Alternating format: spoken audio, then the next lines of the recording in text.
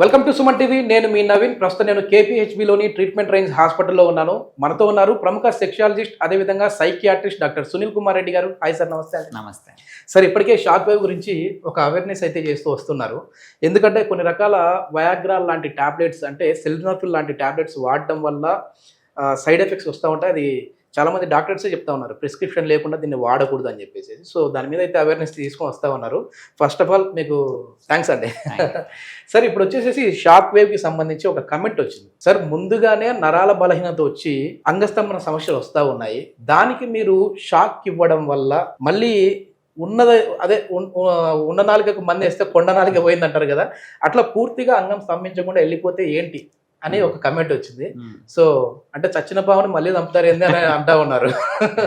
So ఈ shock wave అనేది అంగానికి ఇవ్వడం వల్ల పూర్తిగా అంగస్తంభన సమస్య ఏమైనా వస్తుందా? ఒకటి ఏంటి అంటే, అసలు షాక్ వేవ్ అంటే ఏంటి? ఇది ఎక్స్ట్రా కార్పోరియల్ లో ఇంటెన్సిటీ షాక్ వేవ్ థెరపీ అంటాం.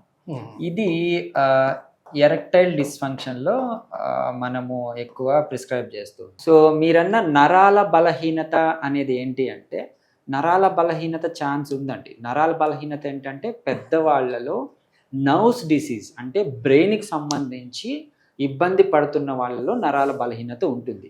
ఫర్ ఎగ్జాంపుల్ పార్కిన్సన్స్ కానివ్వండి, మల్టిపుల్ స్క్లీరోసిస్ అనే కొన్ని కండిషన్స్ బ్రెయిన్ని అఫెక్ట్ చేస్తాయి.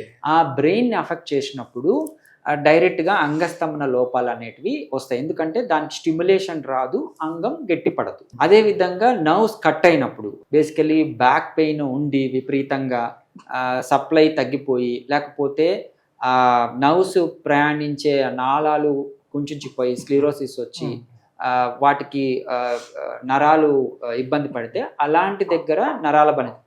కానీ మనం రెగ్యులర్గా చూసేటి అంటే ఎరెక్టైల్ డిస్ఫంక్షన్ కావచ్చు, మనం వాడుక భాషలో మాట్లాడుకున్నట్టు ఈ నరాల బలహీనత అనేది నర్వ్స్కి సంబంధించింది కాదు. సో బేసికలీ ఇది బ్లడ్ వెసల్స్కి సంబంధించింది, రక్త నాళాలకి సంబంధించింది. సో ఈ erectile dysfunction most of the cases అంటే more than 80% ఏంటి అంటే బ్లడ్ వెసల్కి సంబంధించి. నరాల బలహీనత వచ్చినంత మాత్రాన అంగస్తంభన సమస్యలు వస్తాయని కాదు. ఇది మరి ఎంతవరకు సేఫ్ వేస్తారు? అక్కడ వైబ్రేషన్స్ ఇవ్వడం వల్ల, సో షాక్ అయితే కాదు, వైబ్రేషన్స్, అక్కడ సౌండ్ తో వైబ్రేషన్స్ ఇవ్వడం వల్ల అది ఎట్లా స్టిమ్యులేట్ అవుతుంది? సో ఈ మనం ఎరెక్టైల్ డిస్ఫంక్షన్ అన్నాం కదా, ఈ ఎరెక్టైల్ డిస్ఫంక్షన్లో ఏమవుతుందంటే అంగంలో రక్తనాళాలు తగ్గిపోయి బ్లడ్ సప్లై అనేది తగ్గుతుంది. అందుకని ఎరెక్టైల్ డిస్ఫంక్షన్ వస్తుంది. సో దీనికి మనము షాక్ వేవ్ థెరపీ ఇవ్వడం ద్వారా ఏమవుతుంది అంటే అంగంలోని రక్తనాళాలు ఇంక్రీజ్ అవుతాయి. సో బ్లడ్ వెసల్స్ ఎప్పుడైతే నియోవాస్కులరైజేషన్ ద్వారా బ్లడ్ వెసల్స్ ఇంక్రీజ్ అవుతాయో, అంటే మైక్రో వాస్కులేచర్ అండి.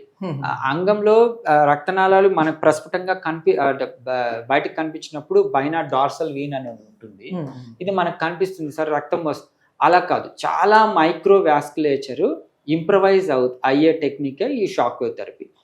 సో మీరు అన్నారు కదా దీనివల్ల నరాలు ఇబ్బంది పడతాయి. సో యూజువలీ ఇది ఎఫెక్ట్ చేసేది బ్లడ్ వెసల్స్ ని అండ్ దీంట్లో ఉండే టిష్యూస్ ని. సో నరాలు ఏదైతే ఉంటాయో అది ఇక్కడికి వచ్చి స్టిమ్యులేట్ చేసేదానికి ఉపయోగపడతాయి. దాని మీద దీని ఎఫెక్ట్ ఉండదు. బ్లడ్ సప్లై ఎప్పుడైతే ఇంప్రూవ్ అవుతుందో ఆబ్వియస్ గా మనకు ఈ ఎరెక్టైల్ డిస్ఫంక్షన్ అనేది కరెక్ట్ అవుతుంది. సార్, మీరు చాలా సంవత్సరాల నుంచి కూడా ట్రీట్మెంట్ చేస్తూ ఉంటారు కదా, అసలు ఈ సమస్య అనేది చిన్న ఏజ్లో ఎందుకు వస్తూ ఉంది? ఇప్పుడు పెద్దవాళ్ళకంటే సరే వయసు రీత్యా వచ్చింది అనుకోవచ్చు, కానీ ఇప్పుడు చూస్తే యంగర్స్ లో కూడా మనం చూస్తూ ఉన్నాం. ఎంతో వరకు చెప్పాలంటే డైవర్స్ కేసులు కూడా దీని వల్ల అవుతా ఉన్నాయి. మనం ఇది ఒక అవేర్నెస్ ప్రోగ్రామ్ లాగా మాట్లాడాలంటే ఏం చెప్తారు? సో ఈ ఎరెక్టైల్ డిస్ఫంక్షన్ అంగస్తంభన లోపాలకి మెయిన్ ప్రధాన కారణాలు ఏంటి అంటే ఫిజికల్ అండ్ మెంటల్.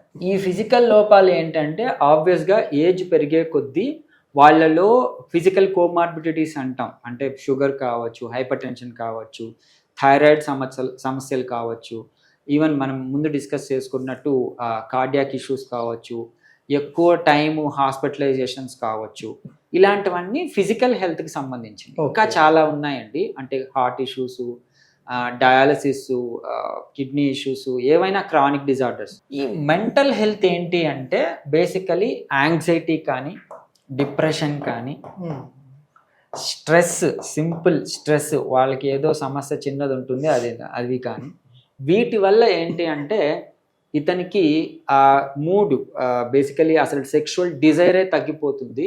ఓకే. ఆబ్వియస్గా డిజైర్ ఎప్పుడు ఉండదో అంగం స్తంభించదు. సో దీనివల్ల ఎక్కువ ఈ ఈడీ మొత్తం ఏంటంటే సైకో సెక్షువల్ ఇష్యూస్ అంట. సో ఇదంతా మెంటల్ హెల్త్ వల్ల వస్తుంది. 80% of EDs are due to psycho sexual issues. Okay.